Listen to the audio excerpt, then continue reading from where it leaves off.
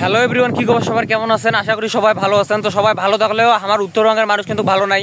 তোমরা অনেকে জানেন যে প্রতিবারের নাই এবারও কিন্তু উত্তরবঙ্গের মানুষের উপর পানি তুলিতেছে, মানে টিনের চালাত পানি তুলিতেছে মানুষের এই মানে জানো তো পানি তুলিতেছে। যাই হোক, সেটা কোনো ব্যাপার নয়। কথা হচ্ছে যে উত্তরবঙ্গের মানুষ তো বড় লোক, যে দেশের যে মানে মাঝে মাঝে যে বিভিন্ন মিডিয়া চ্যানেলগুলো সরকারি লোকগুলো কয় যে উত্তরবঙ্গের মানুষ সবচেয়ে হতদরিদ্র নিম্নবর্তী এলাকা হলে উত্তরবঙ্গ। মুই মনে করো যে এটা সম্পূর্ণ ভুয়া কথা এটা। কারণ উত্তরবঙ্গের মানুষ সবচেয়ে বড় লোক হলে উত্তরবঙ্গের মানুষ, লালমনিরহাট, কুড়িগ্রাম, তারপর নীলফামারী, রংপুর, এই অঞ্চলগুলোর মানুষ সবচেয়ে বড় লোক বেশি। কেমনে?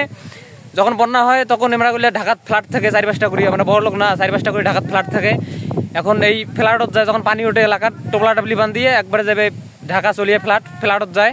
তো কথা হচ্ছে যে যখন এই উত্তরবঙ্গত পানি তুলি দেয় তখন কিন্তু মানে কোনো মানবতার ফেরিওয়ালা, বিভিন্ন টিভি চ্যানেল, নিউজ চ্যানেল, এগুলো কিন্তু কোনো কিছু যায় আসে না। কারণ উত্তরবঙ্গের মানুষ কী হয় হোক, এখন কথা বলাচ্ছে যে আমার উত্তরবঙ্গের মানুষের জন্য কোনো ত্রাণ, কোনো কিছুর দরকার নাই, আমার কাগজপত্র ত্রাণ কোনো কিছুর দরকার নাই।